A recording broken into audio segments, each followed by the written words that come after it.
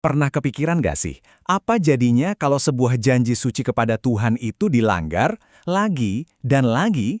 Nah, dalam penelusuran kita kali ini, kita akan bedah sebuah dialog yang luar biasa dramatis antara Allah dan Bani Israel yang direkam dalam surah Al-Baqarah ayat 83-93. Ini adalah kisah tentang sumpah, pengkhianatan, dan sebuah ironi yang puncaknya bakal bikin kita semua kaget. Yuk kita mulai.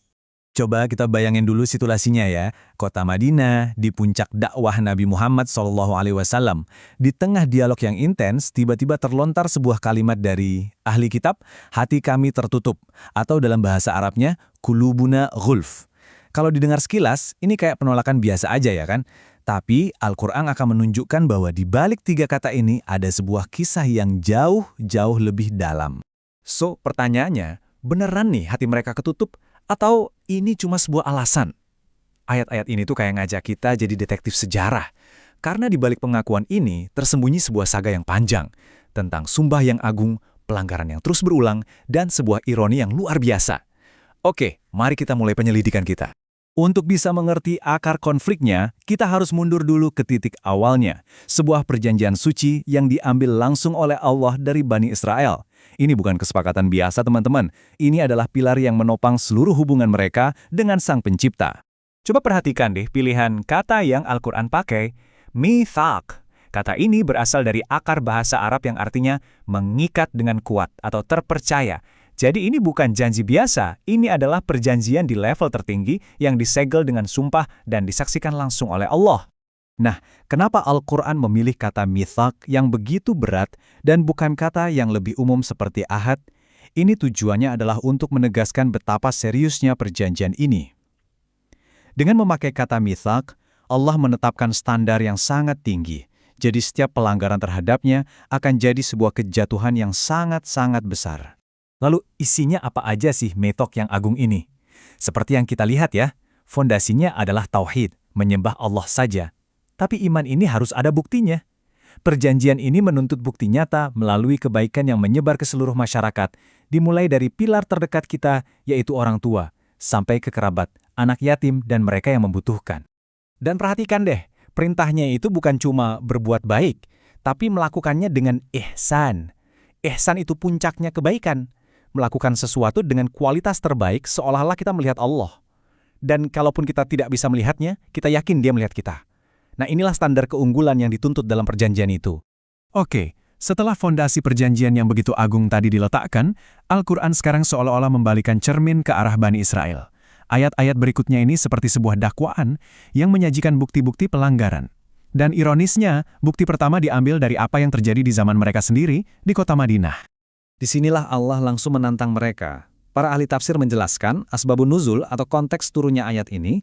Jadi di Madinah, beberapa suku Yahudi itu bersekutu dengan suku-suku Arab yang saling berperang. Mereka ikut saling bunuh, sesuatu yang jelas dilarang Taurat. Tapi anehnya, kalau ada sesama Yahudi yang tertawan, mereka akan kumpulin uang untuk menebusnya, sesuai perintah Taurat juga. Nah, praktik pilih-pilih ajaran inilah yang dikecam keras oleh Allah. Dan Al-Quran menunjukkan kalau yang terjadi di Madinah itu bukan kejadian anomali. Ini adalah sebuah pola yang terus berulang sepanjang sejarah mereka. Mulai dari insiden patung anak sapi emas di zaman Nabi Musa, penolakan dan bahkan pembunuhan para nabi, sampai pertumpahan darah di antara mereka sendiri di Madinah. Nah, sekarang narasinya bergerak menuju puncaknya. Al-Quran akan menyajikan bukti paling telak yang ditarik bukan dari masa lalu yang jauh, tapi dari doa-doa yang baru saja mereka panjatkan sendiri. Inilah klimaks dari ironi kisah ini. Kunci untuk memahami ironi ini ada pada satu kata kerja, yastaftihun. Dari akar kata fataha yang artinya membuka, istilah ini berarti mereka secara aktif memohon kepada Allah untuk sebuah pembukaan, sebuah kemenangan akhir yang akan menyelesaikan konflik mereka. Jadi gimana konteksnya? Begini. Ada riwayat yang sahih yang menyebutkan bahwa sebelum era Islam, saat suku-suku Yahudi di Madinah berperang dengan suku Aus dan Khazraj, mereka punya sebuah doa andalan, semacam senjata spiritual yang mereka yakin akan membawa kemenangan. Inilah doa mereka. Ya Allah, berikan kami kemenangan melalui perantaraan Nabi akhir zaman yang telah Engkau janjikan. Mereka tahu ciri-cirinya dari kitab suci mereka. Mereka menantikannya. Mereka menjadikannya perantara dalam doa-doa mereka. Poin ini penting banget.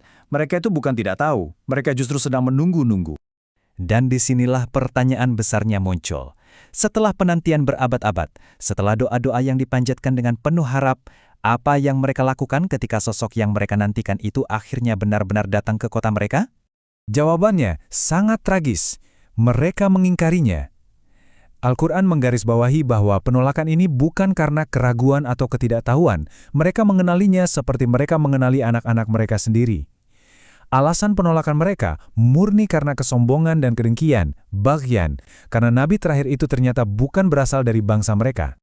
Setelah memaparkan janjinya, pelanggarannya, dan klimaks ironi yang menyakitkan, Al-Quran sekarang menyampaikan vonis dari pengadilan langit, sebuah putusan yang isinya adalah pelajaran abadi untuk seluruh umat manusia. Konsekuensinya sangatlah berat. Al-Quran menggambarkannya sebagai ghadabin ala ghadab, murka yang berlapis murka. Lapisan murka pertama adalah akibat dari sejarah panjang pelanggaran perjanjian mereka.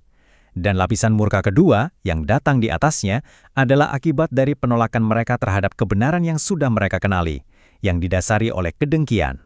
Dan untuk menunjukkan bahwa mentalitas ini sudah berakar sejak lama, Al-Quran membawa kita kembali ke momen dramatis di kaki Gunung Sinai, ketika perjanjian itu ditawarkan kepada leluhur mereka, dengan gunung terangkat di atas kepala mereka sebagai pengingat kekuasaan Allah. Jawaban ikonik mereka adalah, Sami'na wa asaina. Kami dengar, tetapi kami akan membangkang. Sebuah deklarasi pemberontakan yang disengaja. Pada akhirnya, seluruh kisah ini mengerucut pada dua jalan, dua respon fundamental terhadap wahyu. Jalan pertama adalah jalan mendengar lalu membangkang, yang berujung pada murka dan kehinaan. Dan jalan kedua adalah jalan orang-orang beriman. Kami dengar dan kami taat, sami'na wa ata'na, yang berujung pada rahmat dan kesuksesan.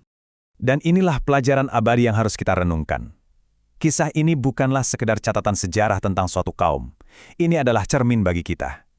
Sebagai umat Muhammad SAW, kita juga terikat oleh mithaq kita dengan Allah. Maka pertanyaannya kembali kepada kita semua. Ketika panggilan Al-Quran datang, ketika perintahnya kita dengar, mana yang akan menjadi jawaban lisan dan perbuatan kita? Kami dengar dan kami membangkang, atau kami dengar dan kami taat? Pilihan itu menentukan takdir kita.